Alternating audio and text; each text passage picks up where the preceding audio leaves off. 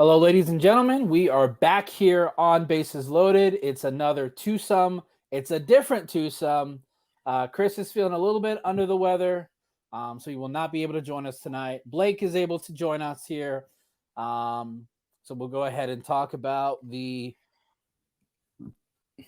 probably the three best teams in the American League, maybe.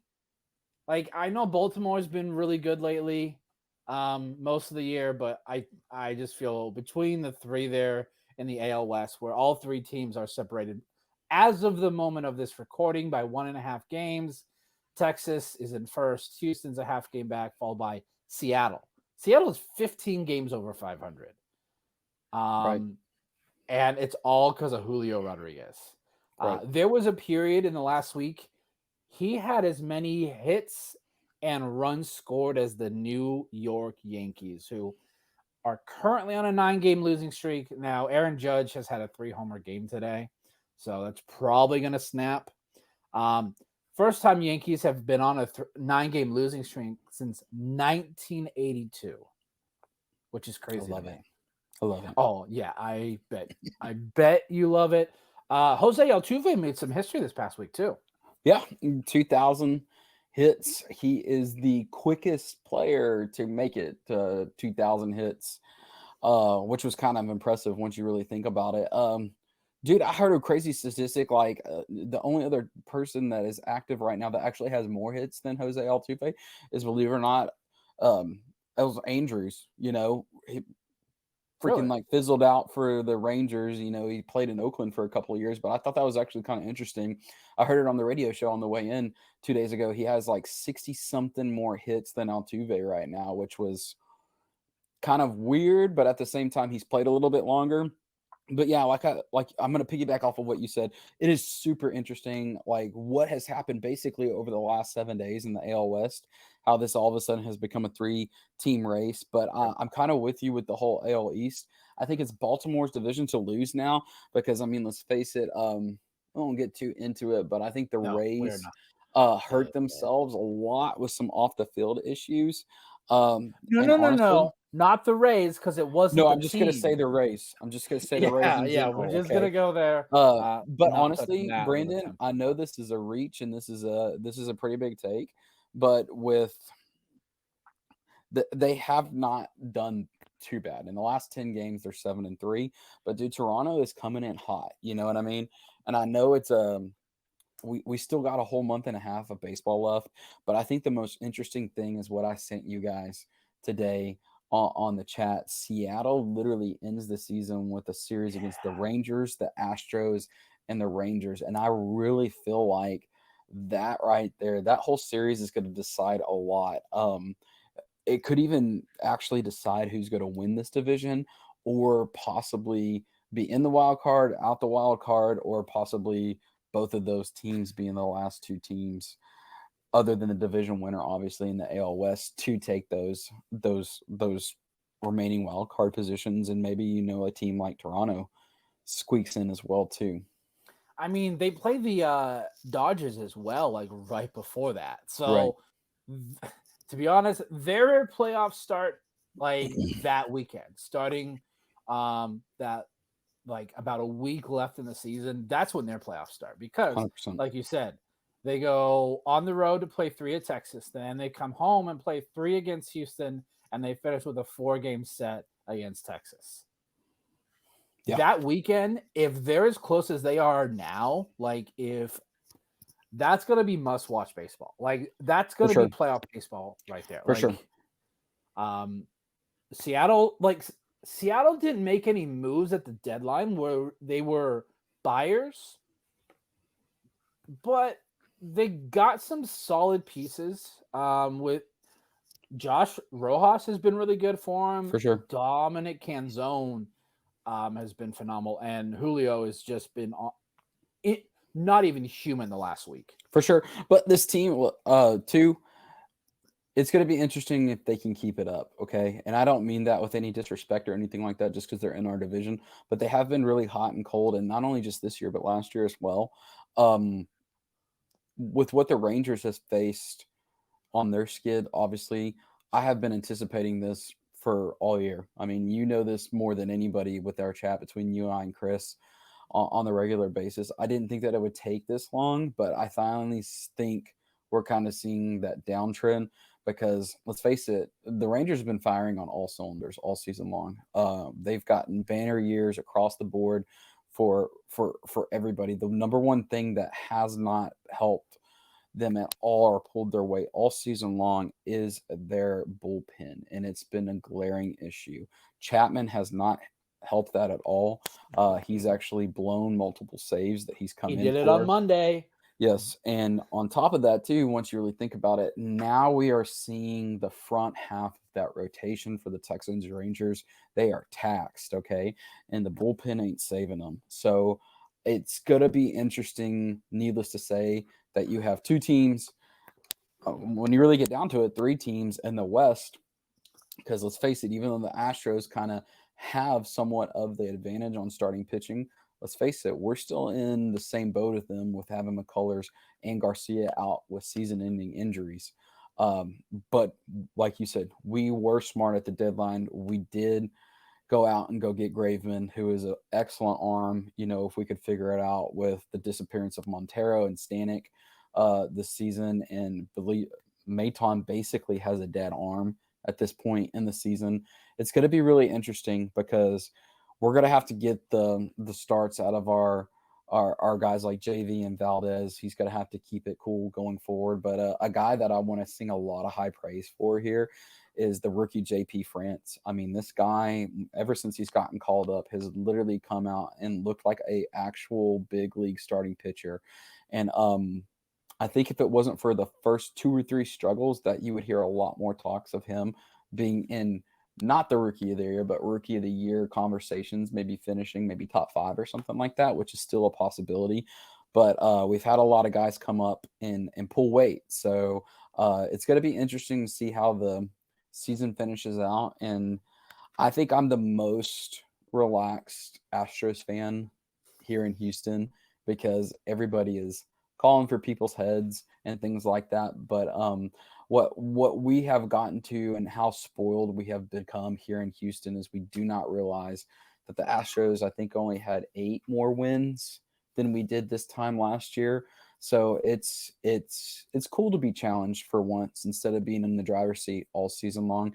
And it's made me respect that, you know, I am finally alive for a golden era of one of the sports teams that I root for. And I don't think I will ever take for granted the fact that, you know, the success not only that we've had as an organization, but how awesome it's been to not only share with my kids, but for myself too. Yeah. That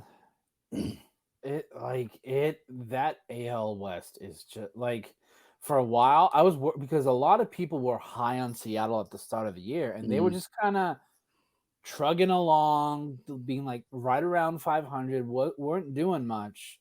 And then like the last 2-ish weeks, 2-3 weeks, they played really, really well. So yeah, both Houston and Texas got to watch out. Whoever wins winning this division is going to be huge because you're going to host that at least 2 games at home there in that playoff series, maybe 3 if it ends up going to the full 3 games.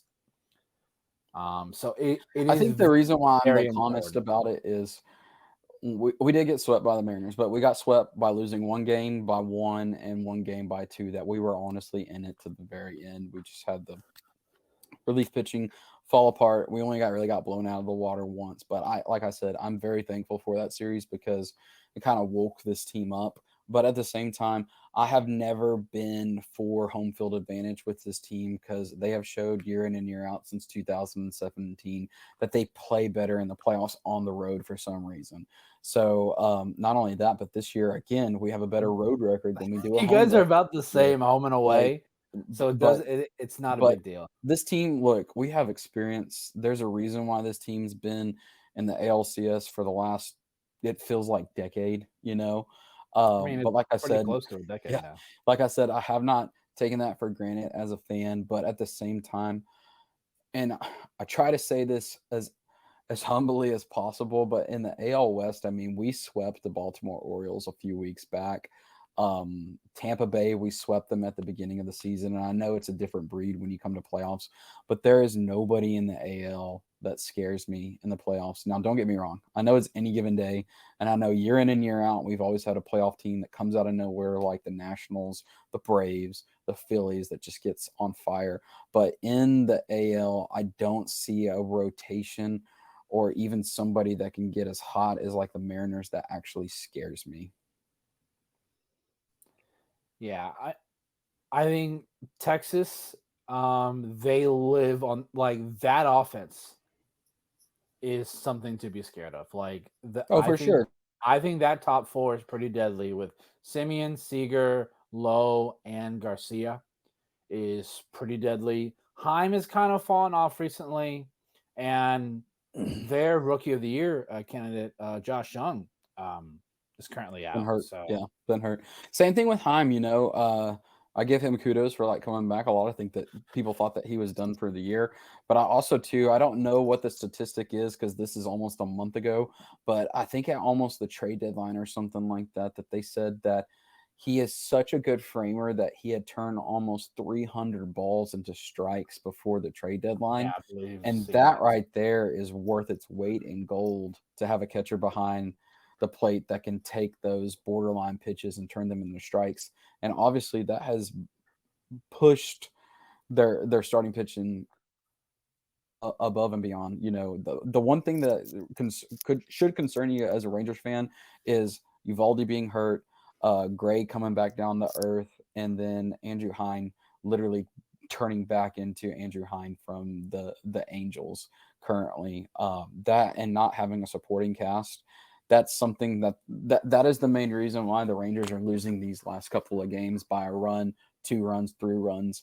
It's because they are the New York Yankees of 2017. They're putting up 7, 8 runs and losing because their bullpen is giving Yeah. up. And that's something that's going to be extremely dangerous come off season because this team still has a little bit of money to spend, and it's now turned into a possible destination for people to go in the off season. Yeah. I want. It's just going to be interesting to see if can Texas can they do it, or is the pressure just going to get to them here in September? Because they're For currently sure. on a 6 game losing streak. Which I think once the Yankees win today, which probably is the longest active streak in Major League Baseball. Hmm. So Jose Altuve is not the only guy with over. Now, did you say he's the only current player with over 2,000 hits? No, I said that he was the fastest player to Oh, reach fast. 2,000 hits, the youngest and quickest to get to 2,000 Okay. hits as of games played. Yeah, because he was at 7,200 plate appearances, and I'm like, I thought I remember hearing that Freddie uh, got it earlier this year too, but he had about God almost 700 more bats. Hmm. So almost a season and a half, really. Yeah, and you have to think that Tuve has had 2 seasons where he's missed almost either a whole year or a half a year. So that's something to take. That's why the differences in plate appearances. I think 3,000 is plausible. I Hmm. don't know if he'll be able because he's gonna have, like I said this about Freddie about a month or so ago. They're both 33, so they're both a little bit older. They're gonna have to do like 6 or so straight seasons of like 150 plus, which for both of Hmm. them is very possible. The stupidest thing out of this whole situation, Brandon, and I kind of said it a couple of months ago, for both of these guys, the pandemic season is going to hurt them the Yeah. most. That's over. That's almost over. That's 100 games that they're going to miss out on in their career. And I mean, if you have just even 3 plate appearances that game, that's over 300 plate. probably If that you're gonna 80 miss on your to career. 100 hits Mhm. potentially that they missed out on. So, For sure. um, Now, is that gonna be you and I both know that's kinda splitting hairs right there, but that is something to think about. Does that anomaly come in at the end of their season where they're, like, hanging around and almost like a Cabrera or a, a pool host that, like, they're literally just on a team to get that, to solidify them on a career mark and a potential Hall of Fame bid to have on their resume. I think both of them, Freddie and Altuve, are right now are even borderline For sure. Hall of Fame. For sure. If they I can see that, continually, yep. if Altuve wins another World Series with the Astros, I think he gets in, even Yeah. with just like maybe finishing at like 2,500, 2,600 hits. Well, Tuve, the one thing about Tuve is if he's gonna sniff the hall, he's gonna have to do it with his bat because let's face it, I mean, he is a great second baseman, but he is not that's a weird position, and I'm just gonna leave Yeah, it at that. It's not a yeah, sexy position. It's not the center field. It's not the shortstop. It's not the third baseman. It's not an outfield. Second baseman has always been kind of like a weird position, even though it's very, very valued on the field to have a shutdown second baseman. It doesn't have the sex appeal of other positions, obviously. So if he's gonna make a bid, he's gonna have to get there, and he's gonna have to do it with his bat, basically. yeah. But like when he got his 2000s hit, Ben Verlander, brother of Justin Verlander, was giving him props, and the comments were just straight, "Oh, cheater, cheater, cheater, Oh, it's buzzer, always gonna buzzer," follow him. and I'm just like, y'all, it's been proven time. He didn't use it. Mhm. He was like the one of the main guys that didn't use it, but the general fan will always claim anything to do with the Astros. Yeah. Well, when John Boy literally built his empire on top of lie to actually make something out of himself, of course, people are just gonna go and run with it. Um, I mean, hats off to him being a great guy. Real baseball fans know that not only was he not a part of that, but let's face it too, the Astros weren't the only team that was doing that. I mean, there's proof across the board that below 500 teams were doing the same things that we were doing. We were just stupid enough to obviously do it with the approach that we had with the whole trash can and everything like that. It's pretty dumb and unsophisticated if you get with me. But when you look at teams like New York and you know Boston with the Apple Watch and the Dodgers that Yeah. will literally die on the hill to not say that they didn't do it. Look, I'm looking forward to 10, 20 years from now when all these guys have retired and they do a 30 for 30 or untold basically on it, and they literally let every dirty laundry out about what Oh yeah. teams were doing it and the hypocrites that were doing it, and how people like Bellinger and Aaron sitting there making the remarks that they were doing back in 2019 and 20 and stuff like that when they're just as guilty as everybody else. It's gonna be great for us because in this town, like, honestly, I have been to the ballpark plenty of times with visitor fans from other destinations come in and tell me and ask me as an Astros fan how I feel about that. And honestly, we don't even think about it anymore because at the end of the day, this is a child's game that grown adults play that we take refuge in and love with a passion. And at the end of the day, look, people cheat across the board to get ahead in life. And honestly, I can't really judge that, and I can't judge it when it's been so openly blatant in baseball and all sports going forward. Does it leave a stain on like a little bit of moral compass? Of course it does, but at the same time, I'm a fan of that H in the name across the jersey before I am any of the players, and I will always root for this organization. Yeah. I think the only people that bring it up are fans of other teams. For sure. Like anytime that they can find a way to bring it up to speak about the Astros on how they ruined the game of baseball, I'm like, y'all, it was ruined. well before. Way before. Well before. So, Just ask. um, Sorry. so yesterday I went to the D-backs Rangers game. Did you see this play by our center fielder? Yes, that catch was. I thought that it was almost a glitch Yeah. on how he caught the So ball. for those who haven't seen it, I'm going to play it here real quick. Marcus Semien hits a fly ball to right center. How does he? I'm still like, I have watched this like 5-6 times. I still don't know how he makes that play. For sure. Like, it's simply amazing. And so I watched the play from both broadcasts of Arizona and Texas. The Texas guy's like, oh my God, he made that. Did he make that catch? He made that catch. Like, it was just more like I don't know if they've been numb to how the team's been playing this year, Right. or because it's the broadcast is opponent. horrible. I'm not gonna lie. I live in like the region, Brandon, where I can tap in and go back and forth. So if the Rangers and the Astros are playing at different times, like I'll switch over to the Rangers. And honestly, at this point, like I'm muting the TV because their broadcasters are it's atrocious. But like, if you listen to the y'all's. Arizona, Yeah. dude, he was so excited. I'm like, as he should be.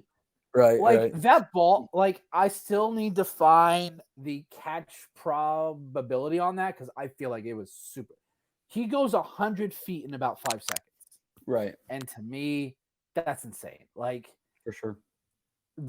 I love watching him play defense. Like, he is a future Gold Glove winner. He got sent down for about 6 weeks this year due to his hitting. So I don't think they're going to give it to someone that kind of missed that much time. But I can definitely see him winning a multiple Gold Gloves because he never takes a bad route. His ability to read the ball off the bat, like, is just something that you can't teach. For sure. It's just something that certain guys have. Like, I never see him take a bad route. Like, every time I'm like, oh, that ball looks like it's not catchable. No, and then he's like there. And so the thing is, he's not super fast like Carroll. Like, he's fast, but he's not like Cruz or Carroll fast where they can literally go first to home in like 10 seconds. Like, Right. he's decent speed, but he takes the right route to every fly ball. So really any ball is catchable. Like, and I was at that game last night and I'm like, oh shoot, there it goes. And then that play may have saved the game because For sure. Seawald gave up 3 straight hits. So they had bases loaded, 1 out, down by 3. And I'm like, oh dear God, don't do this. And he gets out of it. And I think that play, either the game's tied or it's like a 1-run game at that point. So Right. that play is, I know for me, for the Diamondbacks, that is definitely the defensive play of the year. And last night you saw a lot of the big national guys posting about it, and you would just go in the comments. You got all these bears. Oh, Michael Harris makes that play easily. Kevin Kiermaier makes that play easily. I'm like, I don't know if they do. Right. Because I feel play. like those guys, they're good, but sometimes they don't take the best route to the ball, but their speed is able to make up for it. For sure. A play like that, you have to take the exact correct route right off the bat. Yeah, and not only that, but a lot of people don't realize that the reason why that ball came down so fast is it really wasn't elevated if you look at the actual path on it. Yeah, I just think certain fan bases, like the way the Braves are playing right now, like their fans think that the World Series is just going to be handed to them. Mm-hmm. I don't know if Acuna has the MVP locked up anymore. Mm-hmm. I still think it's a discussion between 4 guys right now. Well, especially since he got caught with sticky stuff on his glove during this weekend's game. So, he's still like the betting odds favorite, but what Matt Olson has done, like, he's literally just as good as Freddie for like a fraction of the price. For sure. and they gave up nothing for Freddie. For sure. I mean, for Matt For Olson. Olsen. Yeah. So, yeah. I mean, if the Braves don't win it, it's going to be a disappointment. Like, they are the heavy favorites right now. Just because the fact that their team slugging is like 500 is just insane to me. Right. Like, all they hit is home runs. So, like, they are living and dying by the home run. Spencer Strider is just striking out a lot of guys, but he still gives up a lot of runs. Yeah. It's kind of hit or miss. He went from just completely dominant the first 3 months of the year that we just thought that he was going to sell to Cy Young to now it's kind of like, okay, what's going on with him? You know what I mean? I think the Cy Young is a 2-person race. I think it's Gallen versus Snell. Yeah, I would be willing to say that as well too. I think Gallen, Gallen with like strikeouts, his whip, his wins is there. And I think Snell with his ERA and what he's done since June 1st is phenomenal. But he also has like 20 less innings pitched than Zach Gallen. So that definitely has to be something to take into consideration. And I'm like, I know it's not a postseason award, but if the Padres don't make the playoffs, how can he be the best pitcher? Right. So I'm hoping Gallen gets it because then we have a potential for two awards: Cy Young and Rookie of the Year. I still think it's Corbin Carroll. I think I think that you're in there. I know we've messed with you, but yeah, De La Cruz has kind of come back down to earth finally.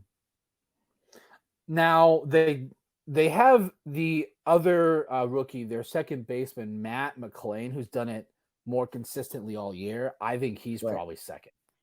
Right. And then you'll see on social media, like they'll post like the top 5 NL rookies, and then Dodgers are like, what about Outman? What about Outman? Again, Outman had a great first month, and then he disappeared for 3 months, but he's kind of been good here the last month. And it's called a year, not part of the year. Sample size. We don't give sample size awards out. No, unless you're Yordan Alvarez. Like, I was listening to local radio on my way to work today, and they said something. The NL Cy Young, you have a bunch of guys that are doing good years. Like, you got Steele from the Cubs, got Snell, you got Gallen.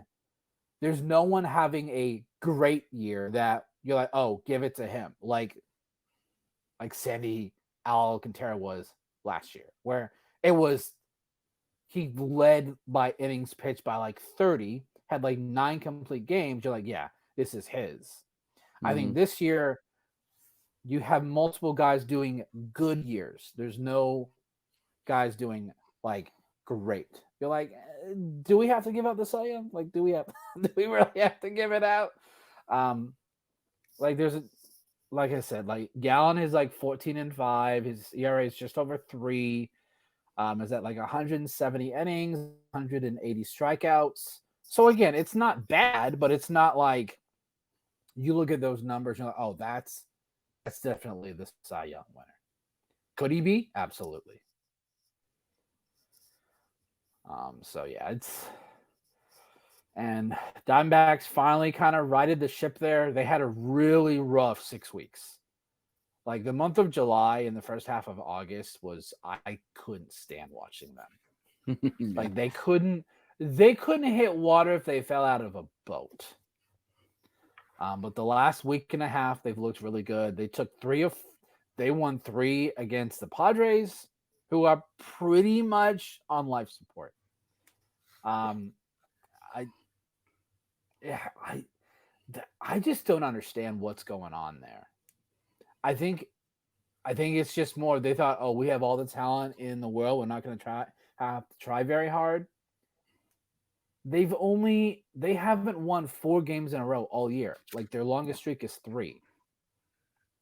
I think what's happened with the Padres is not a talent issue. I think it's a meshing of personalities, and we've even heard that from Chris, who is the Padres homer. But I don't think that they I don't think that they thought it would be as bad as it has been, and I thought that they would learn to grow in when they started winning all the way through, and it hasn't happened this season. And I think that there is a lot of egos in that locker room, and I don't think anybody has learned to get to that whole core to actually play together. Yeah. It's like it's trying to think like what's a bigger disappointment, the Padres or the Mets? I would definitely say the Padres because the Mets are the Mets. And I know that they went out and got Scherzer and they got and they have all that dead money, obviously, but you have to look at the names and that are across the pot, both in the starting rotation and the 1 through 9. I would say that we kind of all thought that either the Scherzer and Verlander idea was going to work or it was going to implode, and it imploded the worst way possible. There, Scherzer had dead arm at the beginning of the year. JV started off the year injured. I mean, when you really get down to it, I think JV only pitched 16 games actually for the Mets, and is getting all that money for pitching those 16 games. But I mean, I am going to say the Padres because let's face it, they had success in the playoff last year. They finally found the Dodgers when it counted. So to have that momentum and that anticipation to go into the next year, making it all the way to the NLCS, I think that is a not only a bigger commitment for that team, but for that fan base to get a taste of it for that long and not be able to push it through this season. I still like if they can. The thing is, if they can get hot, they have to. I think at least go on a 10-game win streak because they're only 5.5 back of that final wild card. It's not out of the question, but It's just how are just a they going to lot. pull it together? You know what I mean? Yeah, Because at the when they beginning of the haven't done season, it, they've yeah. done it all year. So Well, at the what's beginning going to of the make season, them it was always turn it on? uh, at the beginning of the season, the biggest glaring issue was the starting rotation, and now it's almost kind of like, guys, we've got the pitching down. We just need the run support. You know? Yeah, and like if you look at their run differential, they're at plus 62. Mm-hmm. But you see so many games where they go 1 or 2 runs. The reason they have that high run differential is they'll have games where they score 10 and then they score like 2 in like 3 straight games. For Like, sure. so they have these big outbursts and then they go silent for a couple games. So, because they're based on that run differential, they should be almost 10 games better than they are. They should be at Right. 71 and 57, which right now would be the first wild card team. Right. That's just so crazy to me. Um, I think that I think their front office, mainly AJ Preller, thinks just throwing money at it because it works for the Dodgers. Works, but that's not the only thing the Dodgers do. The Dodgers have, in my opinion, the best player development team in all of Major League Baseball. Mm-hmm. Almost everyone that goes there fixes their career. We've Right. seen what Lance Lynn has looked like since he got like Lance Lynn looks like the Lance Lynn of old, not who we saw in Chicago the last 2 years. They for some reason couldn't fit Noah Syndergaard, which was like the one guy that didn't. Like everyone else has looked phenomenal for them. Like they've been probably one of the best teams since the trading deadline, and so it's just so frustrating to watch. You're like, why are they always so good? It was just so weird. It was like 6 weeks ago, Diamondbacks had a 3-game lead on them in the NL West, and then not even a month later, the Diamondbacks were down by like 10 games. And I'm like, Right. how? How did this happen? Oh, Dodgers go on a 10-game win streak. Diamondbacks go and lose 9 in a row. So it just happens like that so quickly there. So, I mean, at the start of the year, we all felt like we might have all 3 of our teams in the playoffs. Mathematically, the Padres still have a chance, and so do the Diamondbacks. It might just be the Astros. Hey, you know what? I'm not. They gotta get it. I do like our chances and stuff like that. But yeah, we gotta finish strong, and I'm tired of all season long doing what we're doing. Like tonight, we get within 1 or 2 games of kind of getting back with the lead and stuff like that, and then all of a sudden we go on a 1 and 2 game, 3-game losing streak to teams that we shouldn't be losing to, obviously. But yeah, I do like our chances, and I really do hope that they can pull it through. I don't like losing, and I definitely don't like losing to a interstate team that hasn't won anything like the Rangers with. You know how it is, Brandon. You've lived here in Houston before. Dallas fans think that they're king of the universe when they haven't done anything in over 2 decades. So it's going to be interesting. Our teams might decide each other's playoff positioning because we finished 100%. the season against each other. So I'm like, oh boy.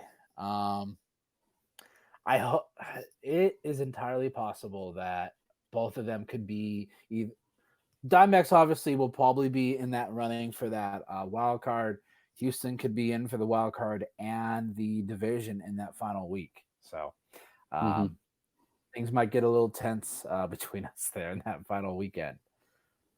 So yeah, it's going to be fun to watch. I want San Diego to get in because they do have, in my opinion, 2 of the top 10 best players in Major League Baseball in Tatis and Soto. For sure. You want to see those guys in the playoffs. But it may or may not happen. So it is kind of a bummer there. The sad thing about it, there must be something in the water, down there in California with because it happens to the Angels too. Not being able to Mike Trout came back, and I'm like, why? You're 9 games back of the final wild card. What's the point? Like you're not going to make up 9. Like your team is just you 2. That's it. All the guys they traded for at the trading deadline have been awful. Have been atrocious. Like Giolito hasn't done anything. Crone hasn't done anything. Moustakas hasn't done anything. Like they just made moves because they thought that's what might work to keep Ohtani. But I don't think they're gonna have to give him so much money for him to stay.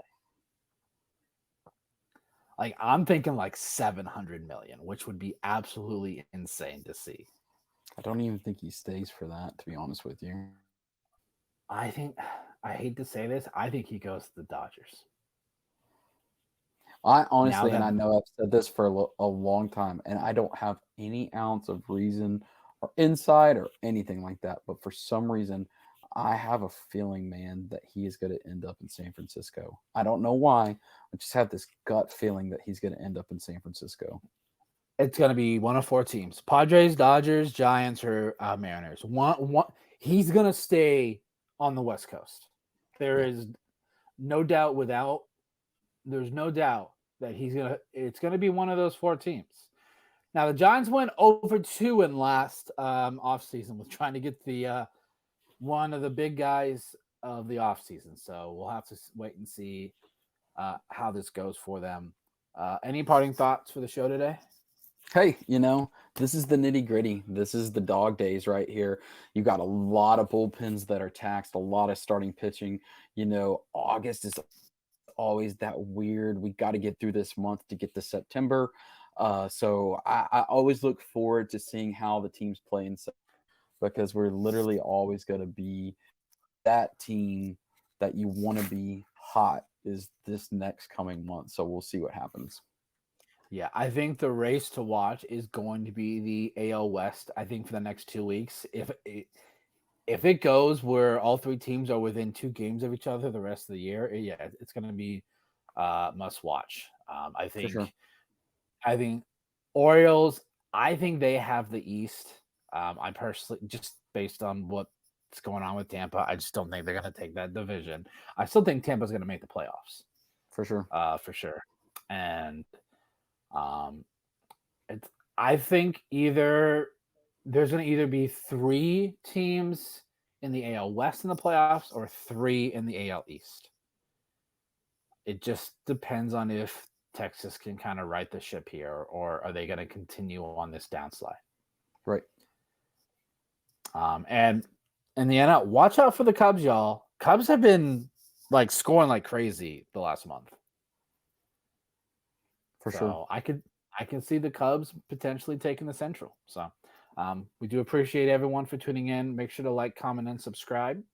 We'll see y'all in the next video.